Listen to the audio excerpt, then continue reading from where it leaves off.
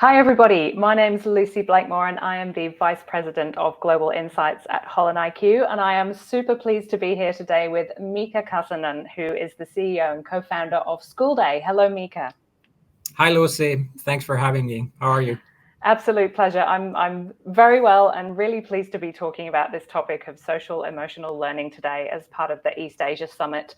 I think those of you who are following the summits around the world may also get a chance to see Mika or hear about School Day at some of the summits in person later on in the series. But for now, we're here virtually, and I don't really want to spend any more time talking. I would really like to hand over quite quickly to Mika to take us through School Day, and social emotional learning to really set the scene of what this is, why we're looking at it now, and the kind of work that you're doing here. So go ahead, Mika.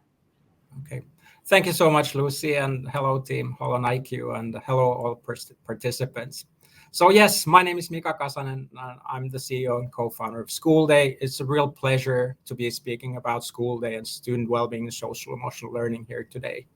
As Lucy mentioned, and we've all seen, this has become a really globally interesting topic now after the pandemic. So I will go a little bit through in my presentation on the importance and some studies on well-being and social emotional learning, speaking a little bit about School Day, and then looking a little bit on global trends that we're seeing and sort of ideas where we should go with this topic.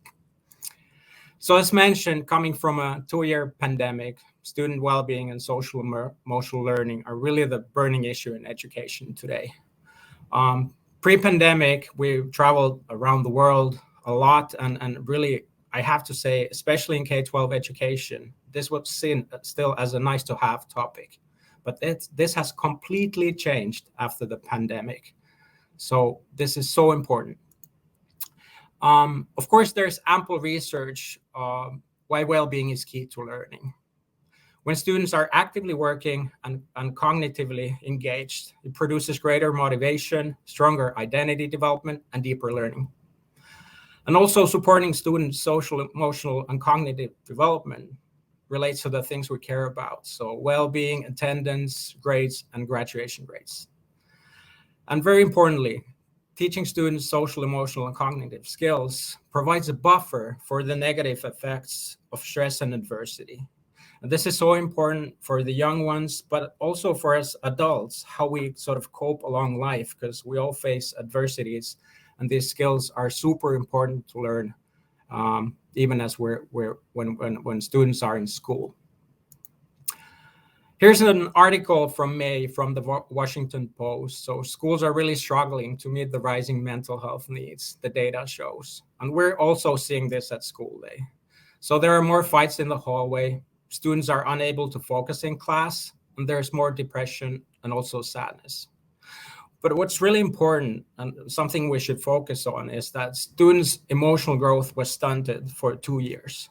So now as we're sort of back to school, many have returned to the classroom without the coping skills that they would typically have for their ages. So it's not like we're now back to school and everything is back to normal. No, we're actually starting at a completely different level, and we should be really, really focusing on solving these issues in education. We at School Day, we've also studied our data from 2020 to 22. And we call the report, American Schools Are Suffering from Long-Term COVID. So we've surveyed 7 million students, 1.5 million students from the US, 44 states, and the findings are really concerning. But of course, although this is sort of a concerning topic, there's always hope out of this. So what we're seeing from our report is a 15% decline in task performance. So US students have become unmotivated. And this statistic is 3 times higher than actually the rest of the world. Also, 23% of middle school students are feeling less supported at school post-pandemic than they actually did at home during the pandemic. And this is something that we are hearing a lot from the schools and educators currently, both in Finland, where I'm currently based, and elsewhere. And then 37% of high school students are feeling less enthusiastic since they returned to school. And especially talking about high school students, the data is the most alarming, to be honest, because there's more pressure to perform. How do you continue the studies? You need to have good grades. And also in the high school setting, you're missing sort of that the younger age groups have sort of the classroom teacher setting. So I think that's one reason for this, and we really should be talking about high school students especially. So in a nutshell, what we're seeing, students are feeling less calm, happy, and enthusiastic, and they're more worried, stressed, and defeated. But of course, there's always hope, but this is a topic that we should be talking about more and more and more and do actions about. Just quickly, sort of the data and what we actually at School Day do, what we do is of course visualize the data for school districts and also states and municipalities in Finland. So of course, when you have data, you can start acting and allocating resources and making decisions about it.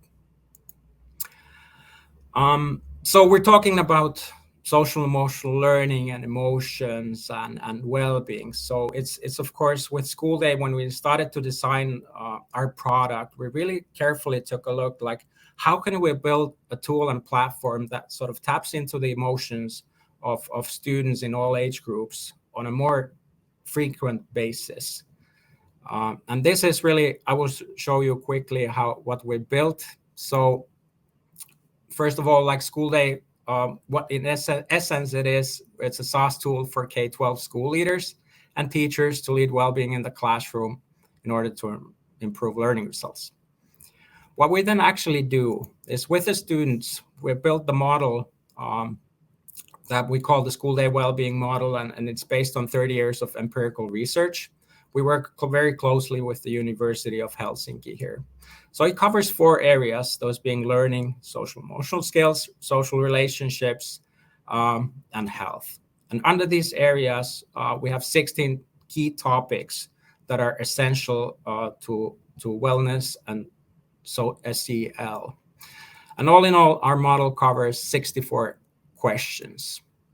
So for the students, on a typical school day, say on a Monday, the students get 20 questions per week. So short statements based on a model that I just went through. So here's an example of a question statement relating to kindness. So I am kind towards others. And it's fairly easy for even the younger students to sort of quickly tap through the emojis on what their sentiments are. We learned at School Day that, and we really care about the educators and teachers. And what we are seeing here is the teacher UI. So we provide teachers each Monday a weekly update based on the previous week's responses. So we provide them weekly cards, what's working really well, and what are the areas that they might want to pay more closer attention to. Additional to that, we have ample and an abundance of lesson plans. We call them monthly focus areas. So to make more sort of interventions with the classrooms and work on these critical topics. And of course, for educators and the school leaders, so it's all about the data. So we provide them scores, trends, and comparison data in a district to see really how the schools are doing, whether some regions or schools are lagging behind, so they can make the right decisions, or allocate the resources with the best impact. So in essence, School Day is about student voice, teacher insights and resources, and district data. Just quickly where we're today. So very exciting 2 years at the company. So we're in 16 countries, over 500 schools, 100,000 students, and 8 million responses collected from students globally. Furthermore, like, what is the impact of actually then doing this? I already briefly touched on this topic, but there's ample research how academic achievement among students who practice SEL, how it can increase. So this was from one study and saying that even 13% can be done. And also 5 to 12% decrease in school dropout rates are associated with SEL, which is really important. And of course, we need to listen to the educators as well. So 70% of educators say that the importance of well-being has grown more important since they began their careers. But at the same time, educators are lacking the support to help the students in social emotional learning and well-being because of resources, time. And of course, this is a topic that they haven't been taught about when they were studying to become teachers. So we need to think about that as well. A little bit about the global view on well-being and SEL in general. As mentioned, this topic is not a new one, but really now, as we're speaking in 2022, we need to act upon it. So the Sustainable Development Goals include good health and well-being and quality education, among others. And really, we should be utilizing this even more as we work on these topics. Also, the market for SEL is currently, or last year, it was valued at 2 billion, and it's expected to grow at a significant rate in the coming years. So there's also business and good companies that are rising to meet these challenges and provide the best solutions for schools globally. Looking at East Asia, the research and the data looks very similar. Of course, different cultures have different backgrounds. You could say that, of course, comparing Finland to, say, the US or East Asia, traditionally in the US and Asia, there's been more pressure for academic performance. So it appears to be increasing as societies become more competitive. And of course, competitive stress is not always a bad thing. It can lead to good things. It can be a positive stimulus for achievement, but we should be cautious about this. So what I'm basically saying is we should also be speaking about how well-being is the enabler for everything, and the grades and performance and sort of achievements will follow. So my take on how we should actually tackle these issues, this is the framework from CASEL, is what we're seeing at school day currently, and as districts are trying to solve these issues. SEL and SEL products have a little bit become commoditized. So the sort of quick fixes have been taken into use, but those are of course not enough, because improving social emotional learning and wellness, I mean, it encapsulates a lot of things, and there's no really quick wins there. A lot of the districts that we are working with have tackled and started to work on these issues from a strategic and also from the leadership perspective. So having these elements in place ensures that there's the best environment in classrooms also for the teachers to make the improvements. So we need to consider classrooms, schools, families, caregivers, and of course the communities. And then individual tools are not the solution or the end solution, they're part of it. So we need instructions and to improve the classroom climate, also school-wide culture, practices, and policies. And of course, the wider partnerships and to align these opportunities together. So sort of to conclude my section before we start to have the conversation, we should really think that well-being is more important than perfect grades, because no person anywhere should miss their childhood, youth, or adulthood because of the pressures caused by academic achievement.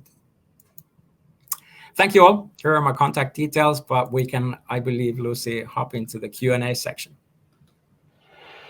Absolutely. I think we'll need about 2 days to get through all of the Q&A that I would ideally like to do. But I wonder if we go back in time a little bit and think about before this became such a prominent issue in the media, pre-COVID, that world.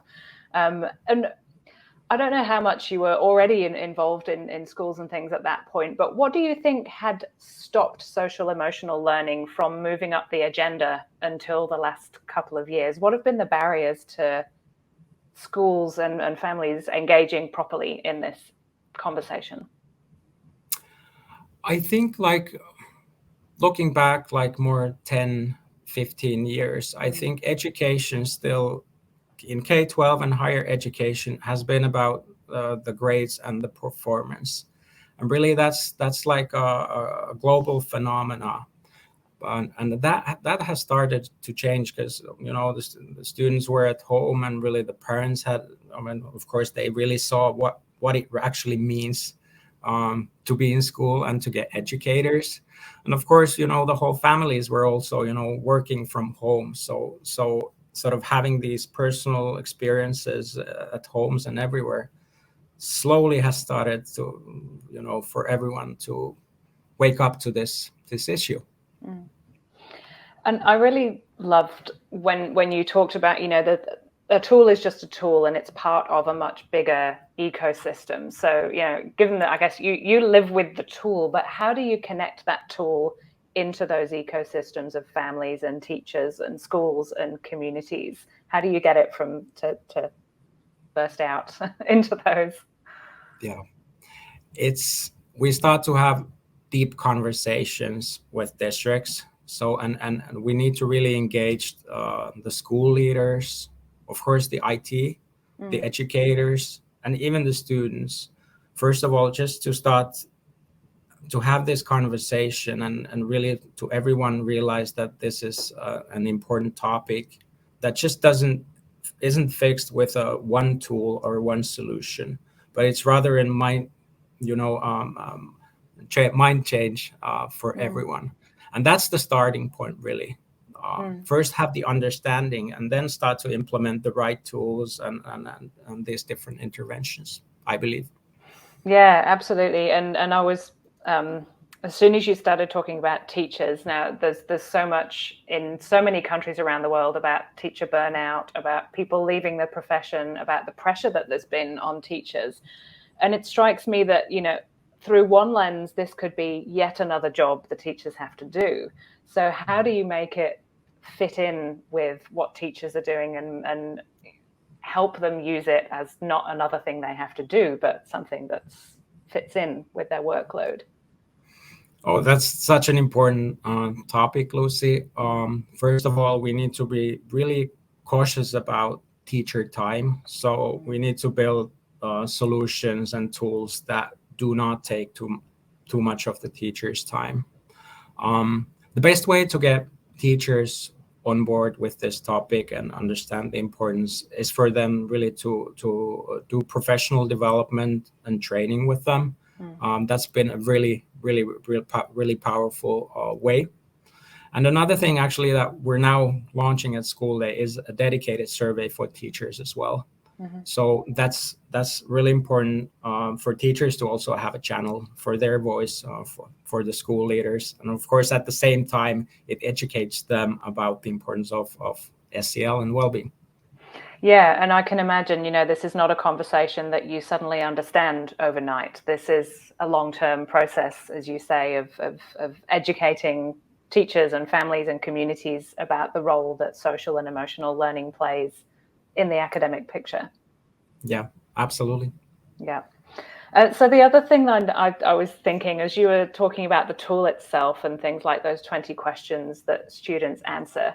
Now, students and surveys, this isn't a survey, I know, but it can be notoriously difficult to get people to complete things, and especially once it's regular and, you know, perhaps becomes part of a obligation. So what are some of the design factors that you've brought in to help encourage completion so that you're actually getting the data through the system that you need? Yeah. When we started to build the platform, we're focusing a lot of gamifying elements for the students, and we still have those, and they're important. But really, it's not just about getting the students to respond, and then, you know, that's it. Instead, we've learned that really wanted to focus on the value add and the teacher experience, because that's so powerful, and that's how school day for districts that have been using our service for 2 years. Like when the students respond, but if nothing happens, so if these topics are not discussed in the classrooms and there's no action, of course, the motivation for them to take these surveys on a weekly basis, of course, it drops. But so for the teachers, it's so important that they bring up these topics and initiate these conversations in the classroom. And of course, that builds the engagement and sort of the motivation to continue with the service. Yeah, and I wonder how, apart from the understanding of the foundations of this, the social and emotional learning, what about the data visualization? And, we know that there are so many great data tools now, but actually then having the skills to read that data and act on it is the next challenge. So how is that part of the professional development for teachers as well? For teachers as well. But with teachers, we want to keep it as simple as possible. So the data is always there to support and in the background, and they can dig in deeper if they want to. But we focus on sort of for the teachers. So if they even have a few minutes during the school week, so they can see what's working well, what's the area that they might want to pay attention to. And then there's, resources to sort of start working on. But the data visualization is really important, and we try to keep it as simple as possible. But of course, at the same time, and something that we're working on now is actually doing data analytics with the wellbeing data, and then sort of the student information system, so the grades and absences. So for the districts to actually see how these things correlate and what kind of impact it has. So we are working on that, and that's the very exciting phase ahead. Yeah, so let's come up and look at that broader picture then. I mean, when you share those numbers towards the end, 550 schools, over 100,000 students, and several million responses, I can't remember how many, that must be a great data set and one that's getting stronger and stronger. What are the kind of things that you think you'll be able to do as that continues to build? I'd say, first of all, our data currently is there's lots of data from Finland and the US, but what I'm expecting is to have even a more holistic data set globally. So that's one thing. And then the other thing is that I already mentioned is really start to work through the data on actually connecting that to see the correlations with the academic performance.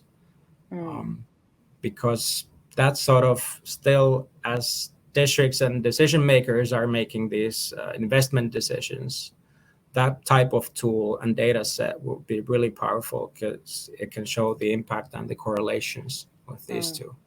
Yeah, absolutely. And so, yeah, I was interested to know which countries you've had the biggest uptake of the tool, and you mentioned Finland and the US. Where next? I mean, which countries do you think are the most likely to be starting to take this up? Who's in your sights? Yes, that's an exciting opportunity. Currently, we are working in the US, and we're just getting started, to be honest. So that's the first thing. But another country I would mention is Australia.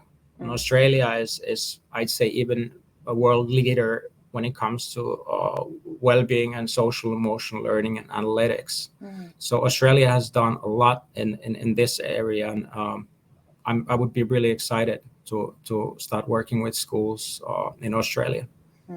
Are there any, when you approach schools or districts for the first time, what are the kind of barriers that you're seeing? Like, how do you break into those systems that are already overflowing with technology and solutions and applications for their problems?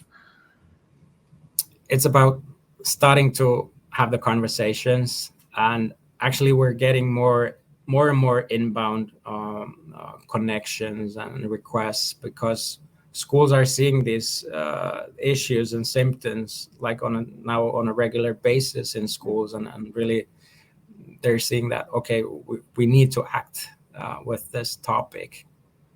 Yeah. And then it's really about, explaining the value add and that, especially the teacher time, which is something that, of course, everyone is concerned about and we should be focusing a lot. So so that the teachers can still spend majority of their time in teaching and with their students.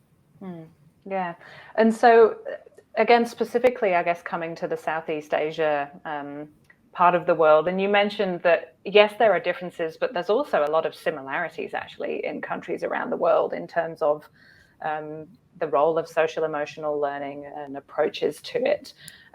Is there anything else that you can elaborate on, I guess, about what you're learning about this part of the world and where you might hope to learn more? Yeah.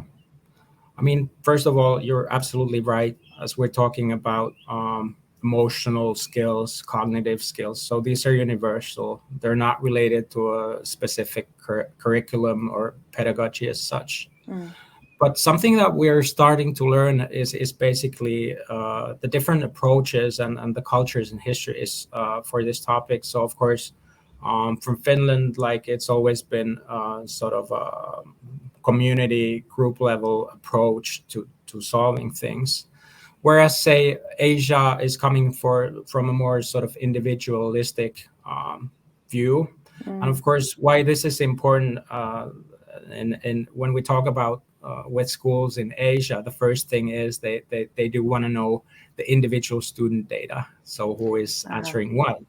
And our platform is anonymous, so it's group level, 5 respondents minimum. And we really need to explain why this is not about how Lucy has been, feeling last week. But if you want to start these interventions in the classroom, you need to engage the whole classroom and school community. That's really interesting. And yeah, there are so many cliches about many of the Southeast Asian countries and collectivism versus individualism. It's interesting that you're kind of seeing the other aspect of that, which is the focus on the individual student and how you need to come back to the community side of things. Yes. Yeah. But I'm sort of seeing and feeling that this is also changing. Yeah. Awesome. And so a couple of areas to finish then. Let's first talk about the future for School Day. Thinking 2 years, 5 years, 10 years ahead, where are your visions going? What would you like to be and what will make that happen? Yeah, I mean, it's very exciting times for us, of course, although, I mean, schools have these issues, but we know that we've been building a tool that can be part of the solution. So my vision is actually bringing School Day into different schools and areas as part of the solutions, because as I said in my presentation, it's not about just an individual tool, it's about teacher training, also sort of a slow culture change and mind shift towards, having these conversations about well-being and social emotional learning. And really, sort of that is my vision, that as we talk about these topics, School Day is sort of part of the solution and used in schools globally. Yeah. And I guess that links to a final challenge for you, which is, this has been a very connected conversation with COVID, with post-pandemic schooling, with trying to understand the impacts of COVID. So what do you think it will take to build this focus on social emotional learning for the longer term and really have it integrated into schools and not forgotten about as the pandemic moves further away? Yeah, I believe what would be the big game changer is making SEL part of the curriculum so that it's taught part of everything in schools. So it's right up there with language learning, maths, and so on. So that would be a huge change and enabler for this topic. Yeah, wonderful. I want to live in that world already. Thank you so much, Mika. It's been a real pleasure learning more about School Day and being able to just kind of linger on this topic that's been so important for the last few years. I hope lots of people will get in touch with you to find out more. I'm sure they will. And perhaps they'll have a chance to see you in person at one of the future summits in this series. So we really appreciate your time. Thank you. Absolutely. Thank you so much. Thank you.